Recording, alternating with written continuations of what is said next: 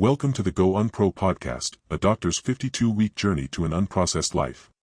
Now, here is your host Dr. Brent W. Laartz, Associate Professor of Infectious Diseases and Internal Medicine, neuroscientist, and best-selling author. All right, everyone, welcome to another Go Unpro podcast. This is week 7, a doctor's 52-week journey to an unprocessed life.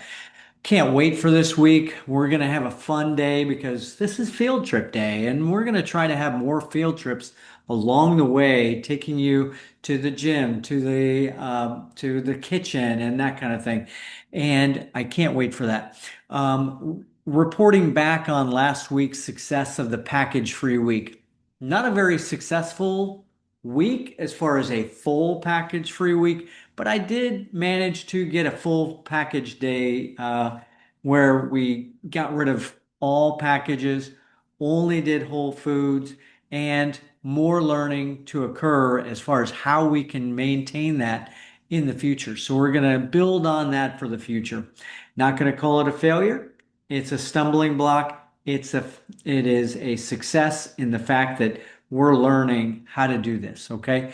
So, the setbacks were basically around some social gatherings, and it's very difficult to maintain a package-free entire week when there are certain celebrations happening and you're out in public. You can certainly to learn from that, then bringing in your own food and bringing that to, let's say, a party you're going to and that kind of thing, making your own. So a lot of this future of longevity is going to be making food myself that I know is whole food, that I know is healthy, that I know is certain oils that I want to avoid, certain sugar items that I want to avoid.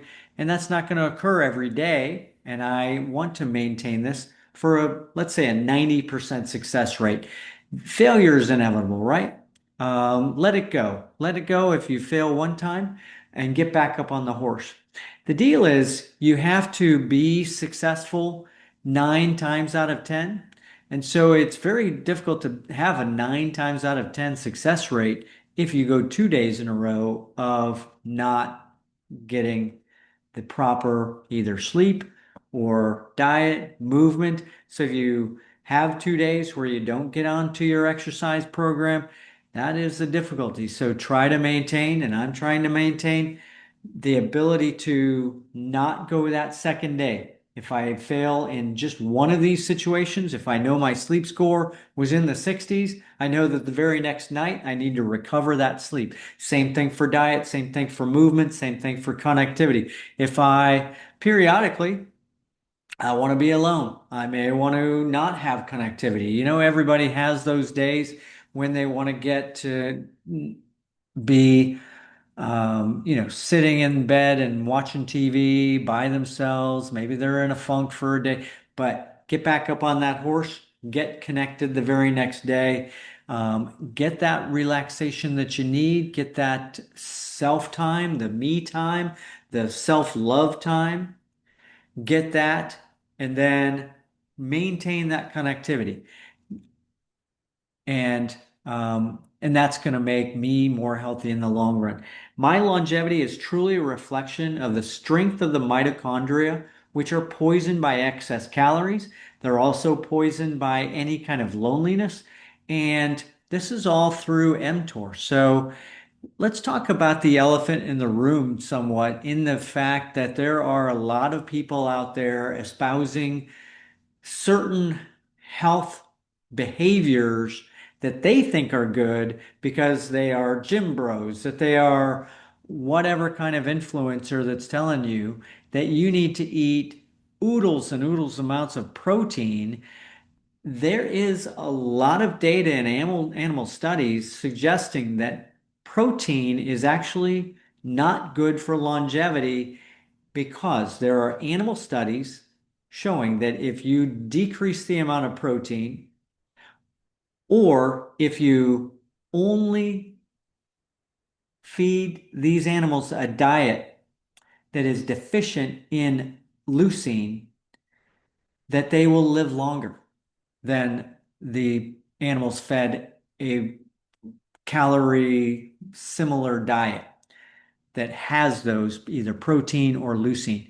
Leucine is an essential amino acid. So if you feed a mouse that diet that is deficient in a protein and the amino acid that is essential for building proteins, how can that be? Since obviously we also know the corollary of a lot of longevity is that we also need strength, and you need muscle for strength, right? And you need protein for building strength. Well, maybe it's not so simple as just we need a lot of protein, we need a lot of strength. Because if you take and give a mouse leucine, it actually stimulates mTOR and stimulates muscle growth through mTOR. So if mTOR is the enemy of longevity and you need mTOR to build protein or to build muscle, then there must be something, some other balance there, some either hormesis that you can't just feed a whole ton of protein to somebody, especially if they're not using any resistance training, right? So that's the elephant in the room. Which is it? Is it protein that we need a lot?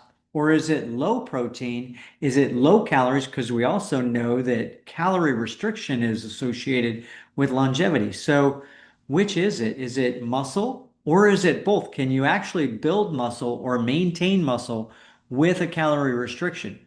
And we know that certain calorie restriction diets and use of the GLP-1s and the other diet medications that they may induce sarcopenia.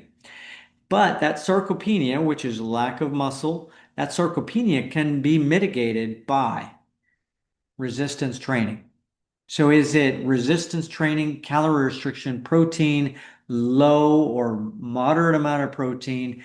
And that's what I think there's still some studies that need to be done to show what is the best in humans. And obviously longevity studies in humans are relatively difficult and we need these animal studies.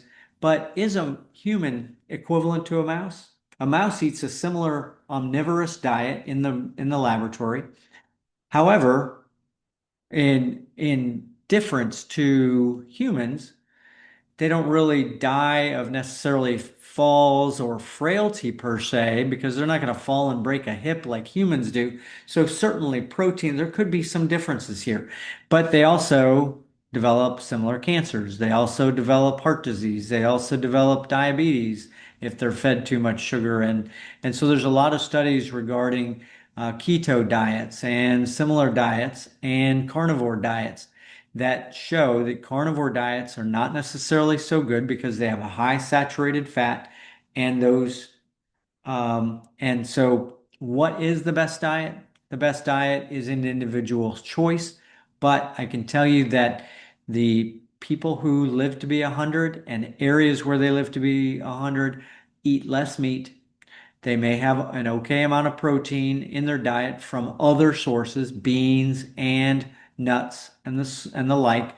They eat grains, but they eat grains that are whole grains, and they eat grains that they've grown themselves. And they also have a lot of movement because they do a lot of their own work. They don't have other people doing their work for them. They don't just go buy packaged foods or fast foods and just eat them. They make their own foods and they have a lot of connection in these places. And people who live to be 100, they have a lot of connection with family, with friends, with volunteering with groups or their religion, etc.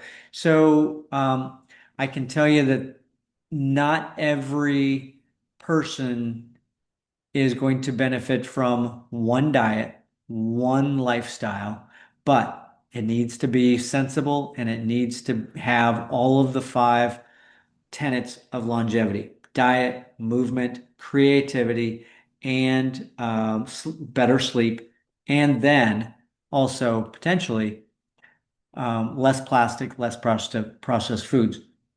So we're going to be talking about diet first, and this we're going to talk about the 5 F's of a good diet, and that is fiber, polyphenols, the pH in there being the F, healthy fats, fermented foods, and whole foods. So we're going to be eating these things, less meat, mostly plant-based diet, plant forward as it might be. There's this new slang being bantered about being plant forward now. And so we're going to be talking about this diet, and I'm going to build upon what we've already talked about, the 5 F's. We're going to be showing you some fermented foods. With basically all 5 of these, we're going to get that in our fermented foods. Berries and greens, we've already talked about doing these every day, omega-3s, calcium and vitamin D and B12. We're introducing this week a little bit more of the intermittent fasting and the time restricted feeding as we go along and we achieve some weight loss and we achieve our diet to have our microbiome better involved um, in our livelihood and a better microbiome in our intestines. We're going to be able to experience and accomplish this intermittent fasting and time restricted feeding better.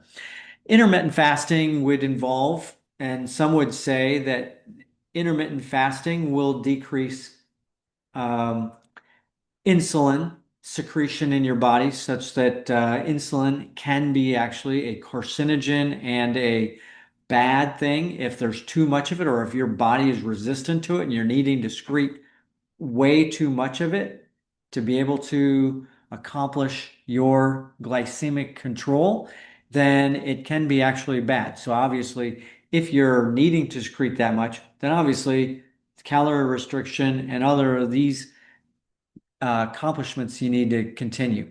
Time restricted feeding is basically just you only want to eat a certain amount of time during the day, and intermittent fasting is you're going to fast for a certain period of time. Could be 24 hours, could be 36 hours. Some would say that also that enemy mTOR, that it takes a pretty prolonged fast, up to 2 to 3 days, in order to diminish mTOR enough to affect longevity. I think the overall consensus of this is that the main accomplishment that we're getting here is calorie restriction. If you can only eat for 6 hours out of the day, and as long as you don't overeat during those 6 to 8 hours, then you're less likely to eat a high amount of calories. Um, I'm also going to try to go for an oil-free day and cook mainly with water. So what have we done this week? The fermented foods. Here's something I've started to do, and we've got I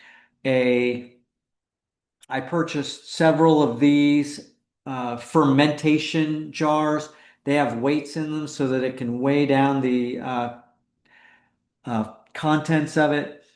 This is a chickpea fermentation that also has habanero peppers. It has some onions and some spices in there, some peppercorns. And this is, you can see the airlock here, which only allows air to escape. You can accomplish this relatively cheaply and not have to get this kind of a jar, in that they make lids for your mason jars that you can just use a mason jar, and lids that have an airlock in them. And so this is something we're going to be doing a lot more of, and I'll show you some of the fruits of our labor on this. Amazing. I hope this is going to taste good. This has been fermenting for about, I'd say 7 to 10 days.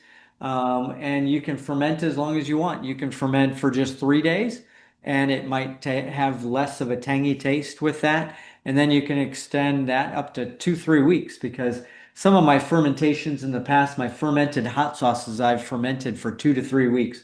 Um, that's probably the easiest and first place to start, is with a fermented hot sauce or fermented jalapeno peppers, because it's a relatively easy process, and it's more difficult to go wrong with it. Perhaps you can see the maybe bubbles come up out of there. There's a couple of bubbles in the side. And you can see the what used to be a pretty clear surface there now probably has some lactic acid in it and has some other waste products of the fermentation process. The reason fermentation is useful is because of the products of the bacteria that are in there are being incorporated into now your milieu here. And that often involves fatty acids such as butyrate, butyric acid, and a few others that are actually food for our intestines. So even if I were to kill all of the bacteria here, that is potentially some prebiotic and probiotic compounds in there that will help your intestines digest and help the bacteria in your intestines. And then some of these bacteria, if you don't kill the bacteria, obviously they may be able to populate your intestinal milieu. What some have found is that the bacteria that are in probiotics, such as yogurt, and those types of bacteria that you might take in a capsule, those probiotics have a difficult time incorporating into the microbiome of your intestine. And so fermented foods actually have a better ability to incorporate it in the microbiome. Um, and so, um, any questions regarding this? I think that amazing situation here. I think we've just begun to, and I've experimented over many years of fermentation, but I think we're going to get more heavy into it and try to do this with a lot of our food sources because we bought several jars like this so we can try a lot of different things. What are we going to be trying to ferment soon? More hot sauces. What vegetables are you looking forward to fermenting the most? Um, you and I, both love, and we've talked about this. This is, Emma. She is joining the podcast here today. Emma and I both love spicy foods. And so anything we can do spicy, if we're going to ferment something, I am sure we're going to add habanero or serrano peppers to it because 100% that's going to be there. I think fermented green beans. What are you looking forward to? I think I'm excited most to ferment a red cabbage that maybe has some curry aspects to it. And then I'm really big into pickles, as you know, and I think that it's going to be fun to just taste the difference in sourness between naturally fermented cucumbers and actually pickled cucumbers without vinegar. Yeah, so this week we experimented with just pickling a set of cucumbers, and so that involves just you and carrots involving just using vinegar, right? So certainly vinegar is a great health benefit in and of itself, but certainly then you can also have the fermentation produce some similar compounds naturally. So we're going to compare fermenting pickles and carrots to the actual just pickled pickles and carrots, pickled pickles and carrots. Say that three times, right? So. We haven't fermented that I think we should do this week too is onions because I don't necessarily like pickled onions. I really like raw onions. But I think maybe we should ferment some yellow onions. Yeah, I think some yellow onions, that might be interesting. And one thing, I'm not sure if you could hear her talk about doing the cabbage, this and a curried cabbage fermented. This obviously is something different from kimchi, but and or sauerkraut, but fermented cabbage is certainly a way to go and see if you can flavor it such that it will be. I'm not a big fan of sauerkraut for the most part. Maybe I've put it on certain products in the past and I don't mind it and I kind of like the taste of it on, let's say a Polish sausage or a bratwurst, etc. Obviously that's some processed food right there, but and the sauerkraut does have a pickled taste to it, and maybe there will be something different about the kimchi that we do ourselves. I'm not a fan of fishy tasting foods, so adding fish sauce or what is it that they add to kimchi that has a kind of Fish, kind of fish flakes. fish flakes or fish, yeah. So we're gonna try to alter kind of the kimchi cabbage and make it curried, make it spicy, and I think that would be interesting too. So obviously, there's a lot of things.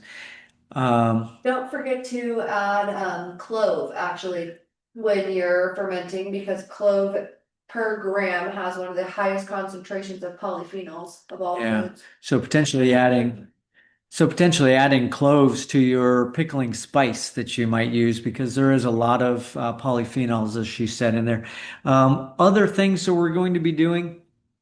I love a good salsa, and so here, and obviously, when you make a salsa, what do you put with your salsa? And are you going to use chips, which are, if you can find the right chips that have been baked in better oil, all the better, and obviously potentially has some carbs to it.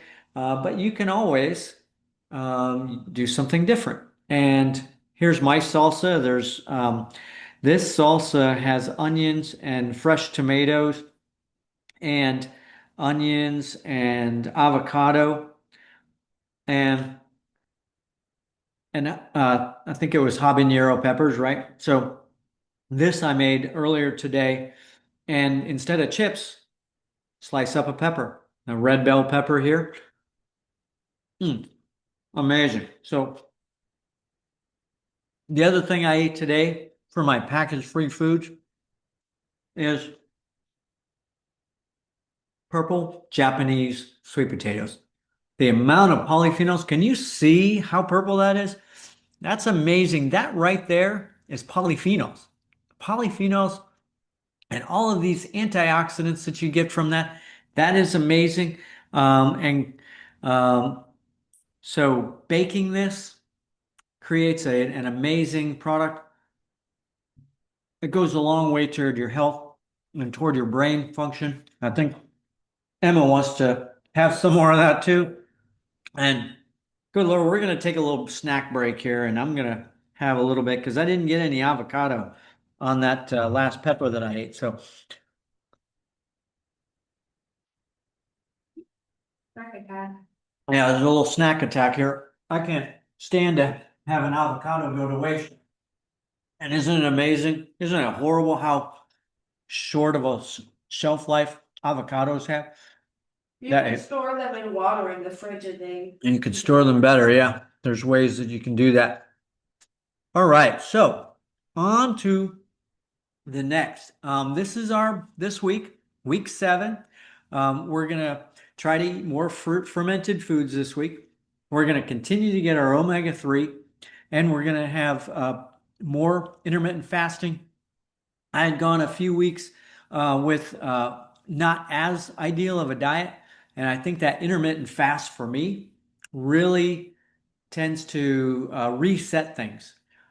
And time restricted feeding helps me avoid, I don't need breakfast in the morning, and I tend to use that as my time restriction where I am not eating.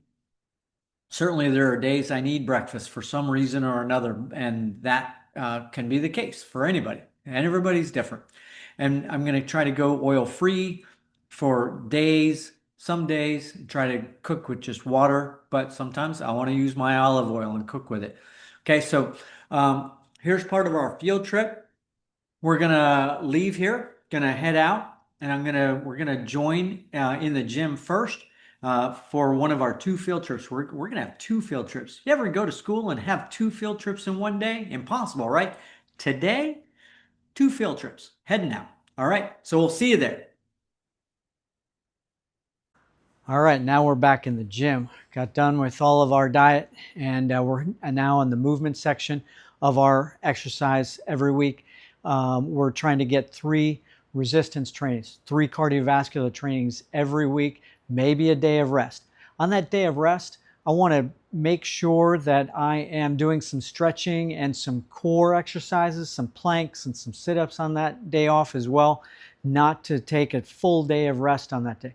However, here is the important thing, one of the most important things in older life to prevent falls, and that is a major morbidity and mortality. In other words, people die when they fall when they're above age 60 years of age. They die when they fall at any age, for that matter, because of what happens with the immobility after the fall, okay? So, and what can happen later on in life with that. So the important things we talked about before of resistance training and getting that strength up. People live longer when they are stronger, and that helps prevent falls, but that's not it. So there's been some data lately saying that the different varieties of movement is what helps make you live longer, and that is the key. The different types of movement that you're doing is going to give you different types of, let's say, balance. If you're playing tennis, you're going from side to side, and that helps. But if you're running, you're going really just in a single plane of motion, right? That running is very important for cardiovascular exercise, but might not necessarily help you falling. Certainly, you're going to hit some curbs and hit some cracks in the sidewalk, etc. That's going to help you prevent falls. But here's what I'm going to add to my resistance training every time I do my resistance training, and that is some balance exercises. Already, I do some of these already. You've seen a week ago when I was in the British Virgin Islands, didn't have a gym, so I did a lot of lunges, did a lot of yoga type activities, and training on the beach, and that involves a lot of balance. So here we're going to start out with our lunges. We're going to start out with some jump squats, okay? So holding myself over my knees, just above my knees, and thighs parallel if I can get it down to that spot, and then doing a jump squat, holding steady in that station, right? So that is the key, getting those thighs working and thighs burning, then doing another jump. I'm going to do, usually I do at least 10 of these. This is part of my thigh strength training. Also, the quads and the hamstrings. Okay, so next, I'm going to do some lunges, okay? So lunges, same kind of activity is going to be there. Getting down to a parallel thigh. And this is somewhat of a one-legged balance almost, right? So you're out over your knee. You don't want to get too far over your knee. You don't want it to be too far behind. You want to get some stress on that quads, right? And if you wanted to, in your gym or wherever you're at, you could see when I was in the British Virgin Islands that I just went up and down the beach this way, 50 yards and 50 yards back. Really burns the quads, right? So now a little bit of something we can get from the balance. If you have a ball or if you have a small bench, you can try to just go onto that ball, practice your balance, be very careful not to fall. One thing I don't want to do is create a fall, create an injury, okay? So I'm doing what I can. And in that knee parallel, 90-degree angle.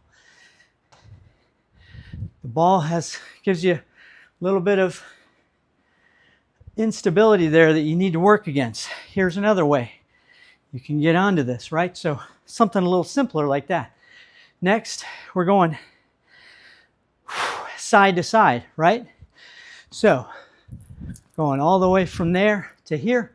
Try to go, this is almost like the speed skating or skiing, right?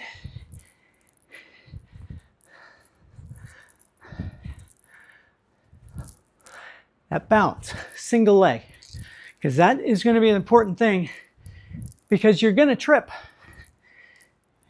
The key is going to be to catch yourself quickly. It's going to be the amount of force that your leg and your foot and your calf muscles, the whole gamut, the whole appendage there, every single muscle must need to be train to get there, to keep you from falling, okay? So that balance.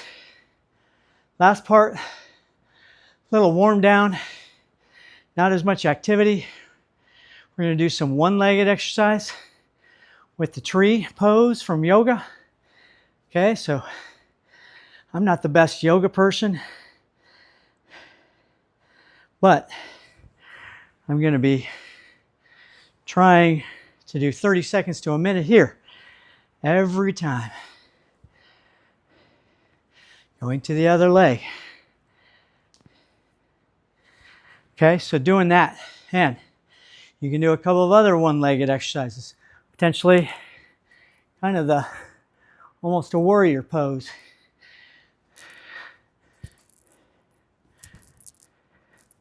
You can do variations on it. See, kept me from falling, right? So, and then when you're really tired, this is going to be difficult. So be very careful. I'm very careful. Okay, so trying to stay on one leg. You can try to bring your foot forward. You can try to do a pistol squat, which I can't do. Okay, so pistol squat there, can't do it, but keep working on anything you can do to prevent falls in the future and to get your strength up to where that strength and that ability to prevent falls in the future is going to be immensely important.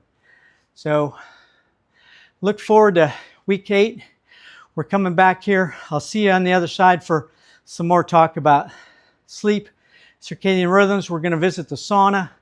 We're going to be talking about some other ways to avoid plastics and packaged foods that I'm going to be doing this week to prevent that plastic buildup and that processed foods.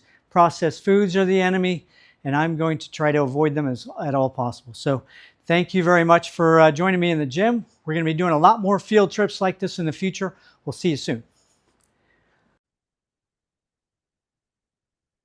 All right, we're back. Was that fun or what? So welcome back again. We are going to be talking about some creativity and connection next.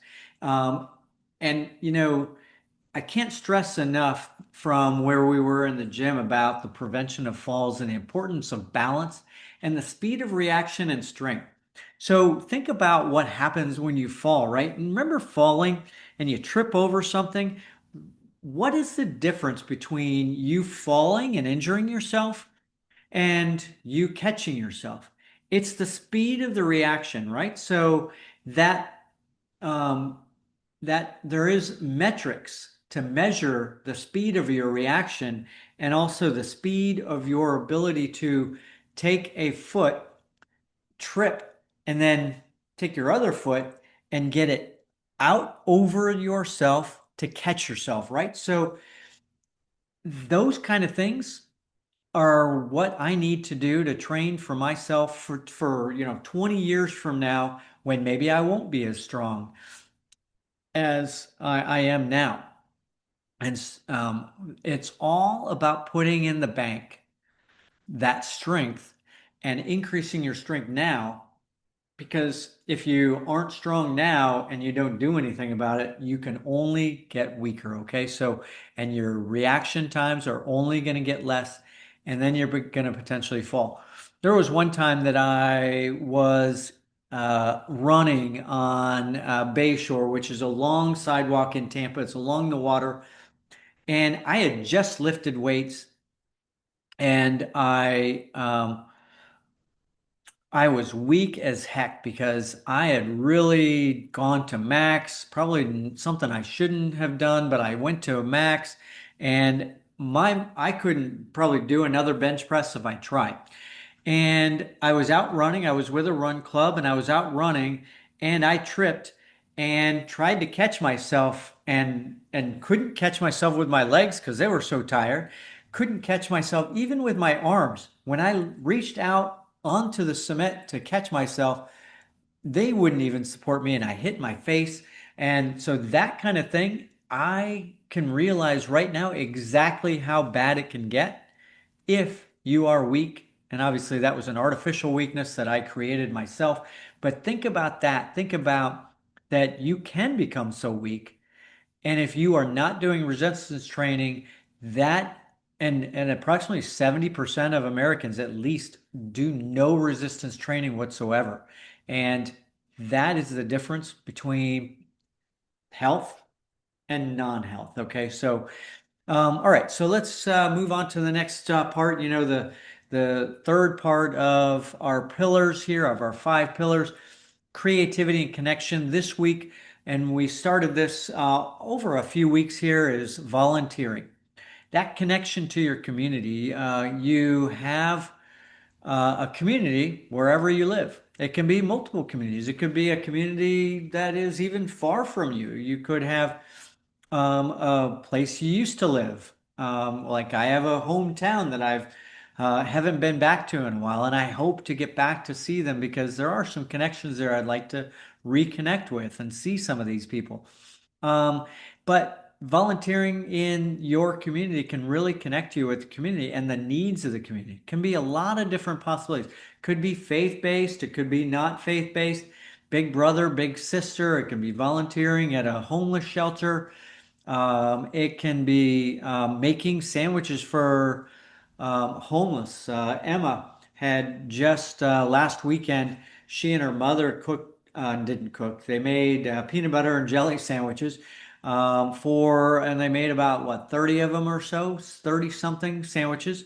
Just drove around to some of the areas of our town, Tampa, and gave them out to some homeless people. What else was it you gave to them? Some cookies and some cookies. They made some cookies and gave them. So little things like that really connect you and ground you and help you realize that, number one, that you can help other people. Number two, that sometimes when we have a woe is me attitude and oh, my life is so, either you might complain about your life or you might maybe complain less if you went and helped some other people with their lives. So that is what we're doing for our creativity and connection. We're also continuing painting.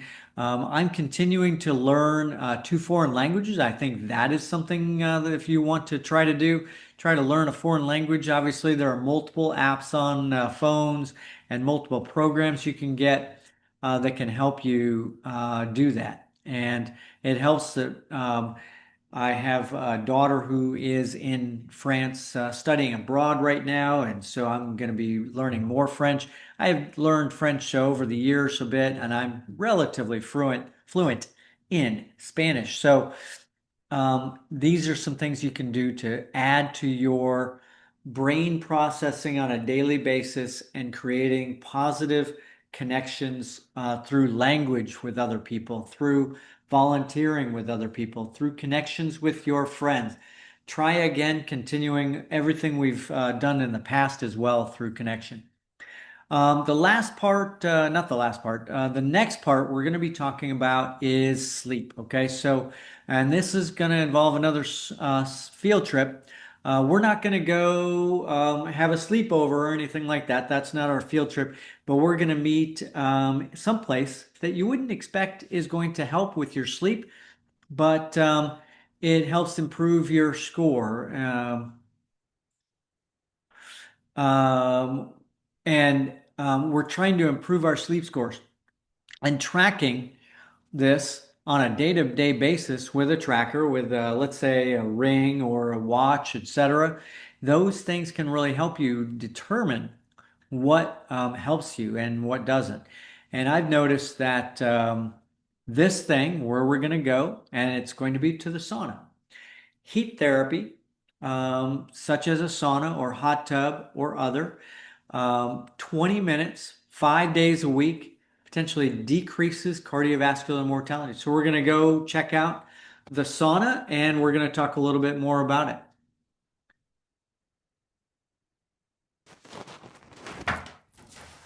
All right, so we are here in the sauna getting some heat therapy, 20 minutes of heat therapy. By the end of this, I'll be good and sweating. I've got it already really warmed up. got to get this camera back out of this heat for a minute. But so 20 minutes, usually in the morning or the afternoon. I like in the afternoon because that has been shown to improve cardiovascular outcomes, but also improve sleep outcomes. You don't want to do, and I don't want to do, and this comes from experience. I've been in a house that I've had a hot tub, been in the hot tub late at night, and the next morning I don't feel as refreshed after that hot tub. And some of it may be because I really love the heat. So I really love to get into the hot tub and stay there for a long time. So I'm somewhat of a hot tub and sauna addict, you might say. So here is part of our sleep schedule improvement for this week. And that is to try to do at least 3 to 5 days of sauna or hot tub in the afternoon. And that will try to help my sleep. I've already done all of these other things with regards to sleep, and for as far as day light cycle, getting less light in the evening, more light in the morning, exercising sometime in the morning to afternoon, and less in the late night. I know that sometimes I have to do it that way. It doesn't usually seem to affect my sleep too much as long as I can get enough sleep. And as long as I'm not exercising till midnight. I used to be a really late night runner when I lived on Davis Island, Florida. Had the island basically to myself at night, and I would go out at midnight. Sometimes I would go out at noon or 6 a.m., but there were often times I was out there at midnight running, and I find that kind of relaxes me in the evening. But I can tell you that with experience there too, it probably wasn't the best for my sleep. Really that some sort of sleep monitoring is really important so you can see exactly what you're getting and what you're getting out of your nighttime. Really can't stress enough for myself that I sleep better when I get some kind of activity. If I'm really sedentary during the day and don't get anything accomplished, or if I take a nap during the day, then I can almost be guaranteed that I am not going to get a good night's sleep that night, and may take a little longer to get to sleep, or may wake up in the middle of the night because I'm too rested from other sedentary activities. So here we go, where we're going to, from here, talk about some of our connectivity and the rest, and I'll see you on the other side. We're going to really get out into the field from now on. Week 7, we're almost to 2 months on this, and I know that I've had some delays in this, and so even though it says week 7 and I'm really trying, I know I'm busy, I'm a physician, I have all of these activities, I've had travel,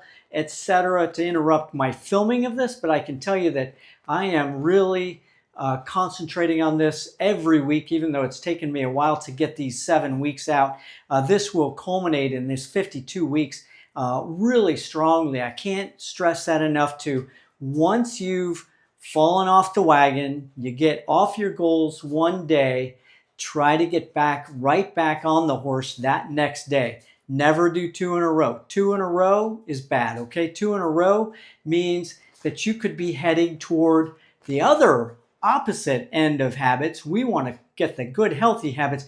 Getting off the horse for 2 days in a row is a trend that we want to stay away from, because the trend we want is 2 days in a row, 3 days in a row, 5 days in a row, 7 days in a row.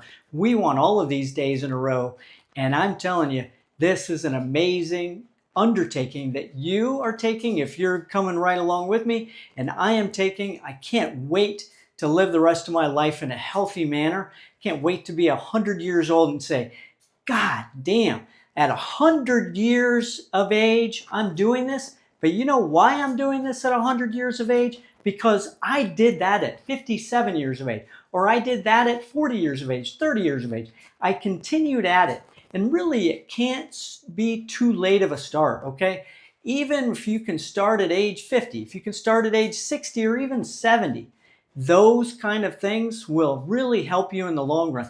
We'll see you on the other side. I've already gone through the diet, the movement, we're at sleep, we're heading toward the connectivity, and the rest of the time, we'll see you at the other side.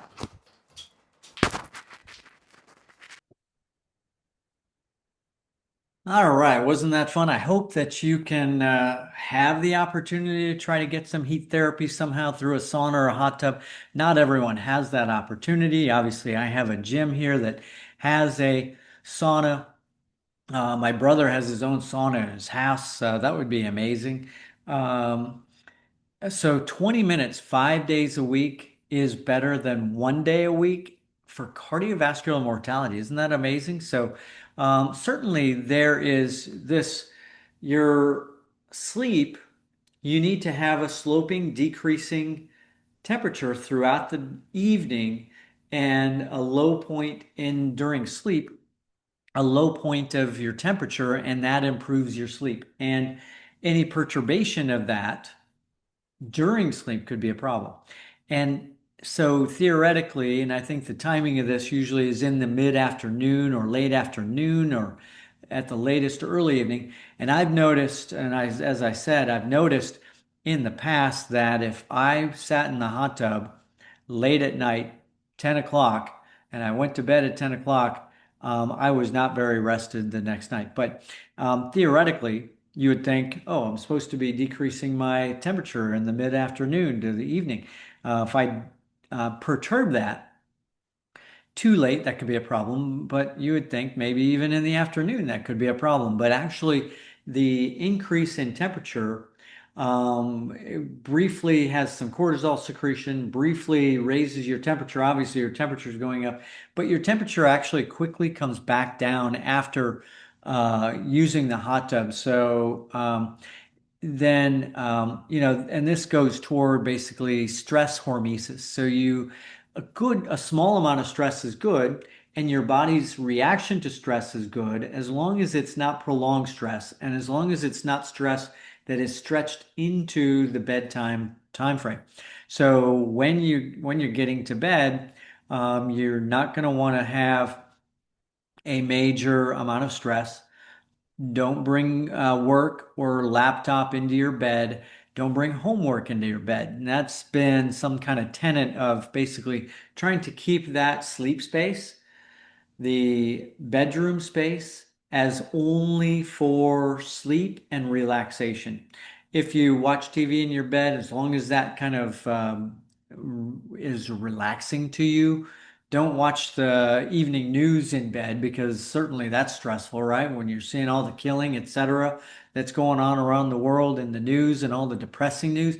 Try not to do that. Try to watch something entertaining. But if you are watching television in the bedroom at night, right before you go to bed, number one, lights off. Number two, the TV should be a good distance away from your bed so there's not so much lights streaming into your eyes because you don't want the eyes to be exposed to a lot of light at night.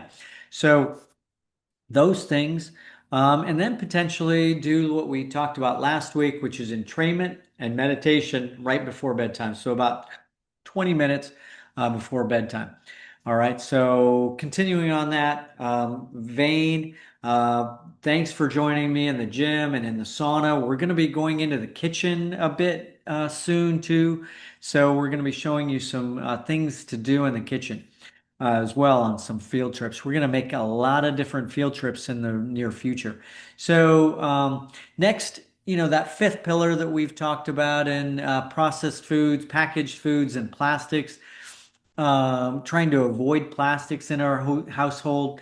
Um, this is a very difficult thing and can be done slowly if you can, because sometimes this can be an expensive venture. If your entire kitchen is filled with plastic and you want to replace that all at once, that could cost hundreds of dollars at the start. I think the main thing, as we talked about in week one in the introduction, the first thing, food storage, getting away from plastics, getting away from the plastic bags. And if anything can go in a plastic bag, it can also go in a glass container, right? So that inert substance of glass that does not leach into the foods is essential. Okay, so that part. But we're going to expand upon that package-free days that we talked about last week and go to potentially 1 to 2 package-free days every week. Okay. You're not going to be able to avoid all packaged foods all the time, but whole foods generally 90% of the time. And when I talk about that, I am only vegan, let's say 1 to 2 to 3 days a week right now, and I'm trying to get to 6. That vegan diet, even though I'm only 1 to 2 right now, or 3, I'm probably right close to 3, that vegan extends into the rest of the week, and that I will have probably at least every day a fully vegan, fully whole food, fully um, healthy meal. But I might have some chicken later on that day, or I might have some seafood. And it is exceedingly rare that I have any beef right now. I personally am trying to avoid beef in general. That package-free days is extremely important. All right, so let's talk about a little bit about this processed foods and these blue zones. Again, we've always talked about blue zones and where people live 100 years old the most, and where dementia is less. It's through these potentially older diets that are similar to the Mayan diet, similar to the Mediterranean diets. Those people and our ancestors, let's say great grandparents going back, they did not eat much meat because meat was a luxury back then, right? So, luxuries of meat, I think that's how we need to think about it. That meat should be a luxury. Meat should be a once a week, maybe. It could be even less than that, maybe once a month, because our ancestors and people in these blue zones really only eat meat about once a month. Meat is not absolutely necessary. Meat is not absolutely necessary for protein. Protein can be obtained by these beans and nuts that and legumes, peas, etc., that we can consume and get plenty of protein from. And there are examples of some of these, let's say, bodybuilders, weightlifters who are vegan, and you can find them out there. Obviously, they're few and far between because a lot of these people are gym bros and they're going to be eating, oodles of protein from meat. And I can tell you that. Let's say football players and people who are eating a lot of meat do not live longer than those people who are less of a carnivore diet. So these package-free days we're going to talk about we're going to try to limit our screen time. And for plastics this week, we're going to discuss our oral care, our dental tablets. I'm using dental tablets, which come in plastic-free packaging, fluoride-free, and I also use a boar's head brush now. So a boar's head toothbrush to try to avoid the plastic. And certainly, if you're brushing your teeth, if you've ever had looked at your toothbrush and they only have about half of the toothbrushes left after about a month, where does that plastic toothbrush go? Does it go into your intestines? Does it get degraded? Where does that go?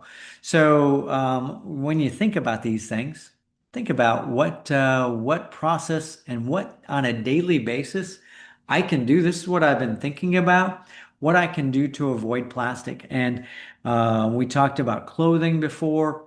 All right, so we'll talk more about that. And so in review, that's our plastic free for the week. In review, these blue zones, the studies of the Mediterranean diet and movement, we've gone through and shown what my process is going to be. And in my diet, let's review what we've done over the last 6 weeks and now a 7th week. Gotten into this Mediterranean diet, intermittent fasting, creating nutrient scarcity. Nutrient scarcity is the key to decreasing mTOR. So mTOR is decreased when we have nutrient scarcity. That nutrient scarcity can be any of the 3 macronutrients, right? So obviously we need to continue our vitamins. We need to continue vitamin health. And however, the macronutrients, sugar, protein, and fat, don't necessarily need to be the unhealthy, but that nutrient scarcity is what inhibits mTOR, and that's what is the key for longevity, is inhibiting mTOR. That's what's behind the possibility that some of these medications and diet alterations actually increase longevity. And you can't be anorexic, you can't be bulimic, you can't start throwing up your food because you ate too much food. You can't have orthorexia either. You can't be rigid about something because that is going to create certain psychological issues over the long run. And so here's where I want to have a sensible change, right? So I've increased my fiber, which is food for microbiome, signaling and better hormone balance. Psyllium husk in the morning I use with a lot of water. Oats, organic foods, organic seeds and grains. No fast food. We've gone to very little processed food, all organic.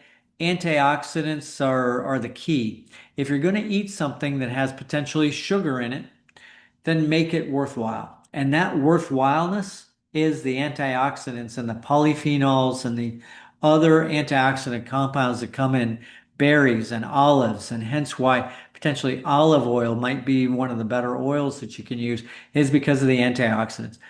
I've gone to almost no dairy, though I had nachos that had some cheese in it last night. I drink almost no milk, no red meat, almost no red meat.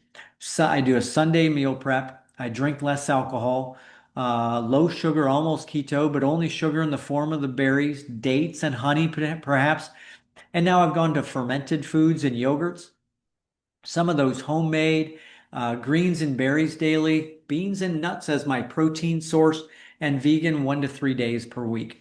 Okay, so that's our review of what we've gone through. Every week we're going to go through a review of where we're at in the process and what we've done in the past that's going to help us in the future, what we're doing this week to change. Exercising, again, we've increased our strength, increasing cardiovascular fitness. We're trying to avoid falls and injury avoidance too, because one thing for sure, especially in the gym bro and the gym kind of mentality of let's do a heavy weight and max, those create injuries. And I can tell you that I've seen a lot of weightlifters later in life, when I see them at age 60 or 70, they have major problems. Okay, so they have major back problems, major mobility problems, and that's going to affect them in the long run. So if at all, protect yourself from injury.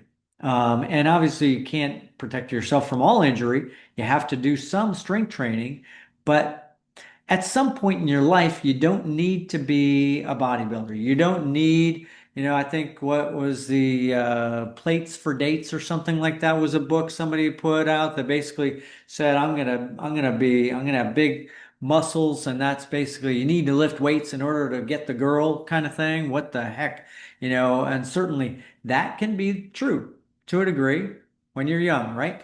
Once you reach a certain age, you really need to start thinking about longevity more.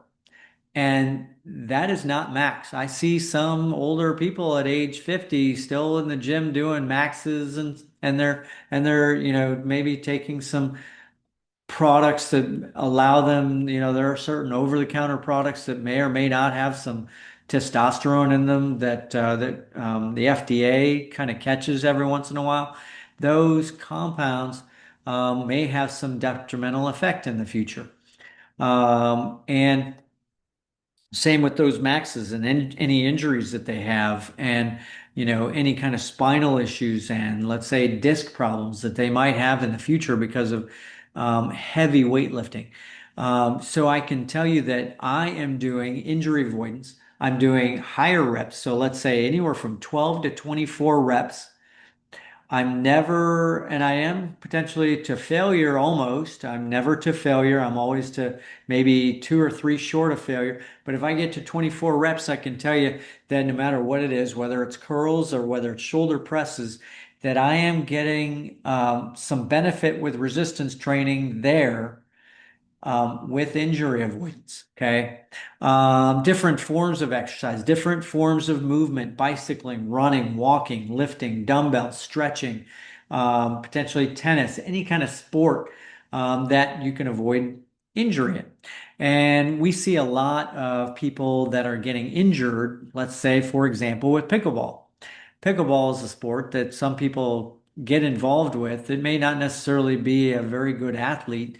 And I tell you, if you can get involved with pickleball and you can get involved with it safely, do it. It does have a lot of benefit because you are doing some of that same thing with tennis where you're getting side to side motion, you're pivoting, but do it safely and do it lightly. Don't go out there and get on a 2-and-2 and go do some kind of pickleball tournament where you are getting um, high risk situations where you are straining to win a game, win a match when you may not be able to keep yourself from falling in those situations. Do it lightly. Go out and volley with someone. You know, that's my favorite kind of tennis is just volleying. I may hit the ball hard, but I try to avoid injury. Okay, so 6 days a week, we're doing 3 days of cardiovascular exercise, 3 days of resistance training, a day of rest. But on that day of rest, we just talked about that, is stretching, injury free, some rest on that day, but also some stretching. And I want to also do some of that core workout, maybe just a little bit of planking, maybe a little bit of sit-ups on that day to try to maintain on that day. But give yourself that day of rest where you're not doing any resistance training, cardiovascular. Give your body ability to recover. Okay, so that's important. Recovery. That's a on your ring and your Apple Watch. You might have some data that says whether you are in good recovery, whether you get resilience, that kind of thing.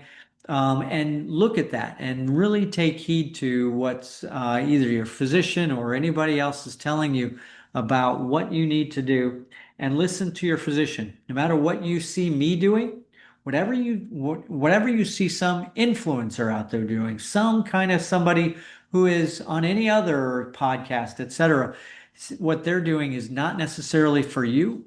What's great for me, everybody is individual. And some people have talked about the N of one, right? So everybody's different. Everybody has different genes. Everybody has different cholesterol issues. Everybody has different things that could impact their health in the long run. And so don't necessarily take it from me exactly what to do. This is what I'm doing, not necessarily what you should be doing. Okay. So again, there is at the end of every podcast I do, there is this thing that you need to research for yourself what you want to do for your longevity. Research longevity, research the animal studies of longevity. Because if you do a deep dive under Chat GPT and say, give me 100 research studies on the effects of whatever on longevity, diet on longevity, look at those research studies because those are what informs you. Okay. So the other things we're doing for connection, we're increasing our connection to family and friends. We're going through our phone book, not our phone book, our yellow pages or white pages. We're going through our phone book in our phone and look for somebody you've lost connection with, somebody you can connect with again, somebody you can meet up with. Being in Florida, I always have my friends from Iowa coming down to come to Florida, so I try to find that whenever they're coming down to try to connect with some of them. Create a social enablement of this new lifestyle that you want to do. This is what I'm doing. I'm trying to create a social enablement. I have a girlfriend who is helping me with cooking and creating these delicious foods. If you have a difficulty with cooking, there are a lot of different mail order foods that you can get, but always make sure that they are whole foods, that you can try to make it so that they are more healthy, less meat, and more of a plant-based diet. Which might be good for you. So the other connectivity is texting, phone calls, but really the connectivity is really in person. So try to meet up with people that you've lost touch with. Okay, so then the creativity comes in, and that is something we're doing every Friday. We're doing poetry for Friday Frime Day, and painting. We're doing some painting, some acrylic painting that I've been doing. So try to get that kind of connectivity and creativity. I've also started my third book. If you don't know that I have written two novels plus a scientific book that had been written. I started my third novel. Also, at the end of this 52 weeks, I'm hoping to put this into a book as well. So look for reading, look for going to a play, let's say, for example, or an opera. Try that out. See what you can find. Music is certainly a creative outlet, and try to, if you know how to play the guitar, which I've learned a slight amount of learning a guitar. If you can try to do that, that will go a long ways toward your ability to live in the future without dementia, because music and creativity is certainly a factor in preventing dementia, and obviously connection as well. And sleep, we've talked about circadian rhythms, getting morning light, exercise, stretching in the morning to try to loosen up the muscles, potentially, and getting less stress, meditation. So if you do have a stressful day, trying to diminish that stress, trying to cope with stress better. Potentially, if you might need a psychologist to help you with that, you might have had stressful or traumatic issues in the past. That's important, and that mindset at bedtime also helps.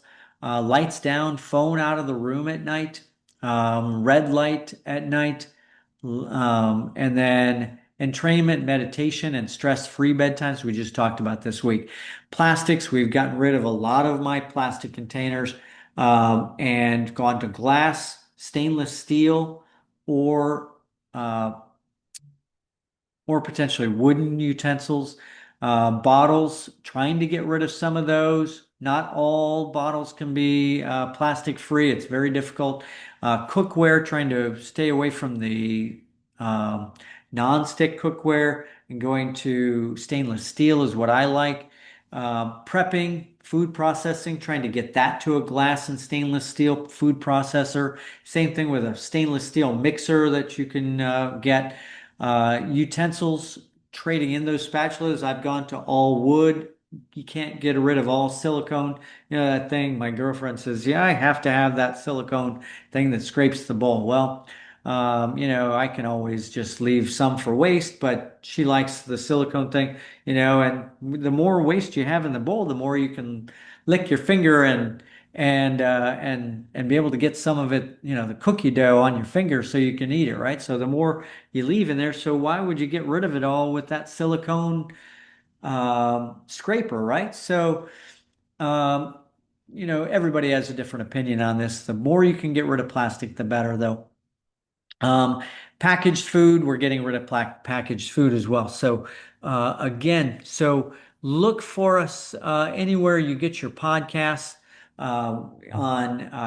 on YouTube, we are on Spotify, we're on Apple Podcasts, we are on YouTube Music, um, and some of these are in video format. So um, if you saw some of the video where we were in the sauna and we were in the gym, you probably weren't able to see it if you only had this through audio. But let me tell you, we're going to be doing more field trips, and I'll try to do a little bit better at explaining what I'm doing when we're on our field trips, because I know that a lot of you are on audio and not video podcasts. We are on TikTok, Brent W. Laartz, MD. And we are on our website, goonpro.com. We have all of our videos there. We have Instagram, we have Facebook, we have Threads, we have a Substack that all of our videos are available on as well. Our podcasts, videos are on YouTube. And again, as I said, our podcast is on YouTube Music. We have now something every week. We have the Monday meditation. We have the Sunday Science now going on. We're going to be starting something called Throwback Thursdays, where we talk about the history of medicine. We also have Friday Frime Day. We're going to be talking about poetry and reading some poetry that I've written, and and then probably usually either Thursday or Friday, we're going to be releasing this 52-week episodes. Okay, so thank you very much for joining. Again, follow us on our Instagram, follow us on our TikTok. Check out some of the short videos that we're doing. Also, I can't wait to see you again next week at week 8.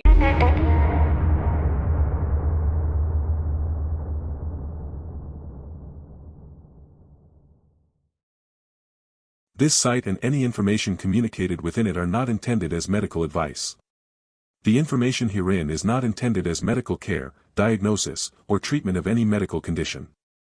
No component of this content, including discussion or comments, shall be construed or implied as establishing a doctor-patient relationship.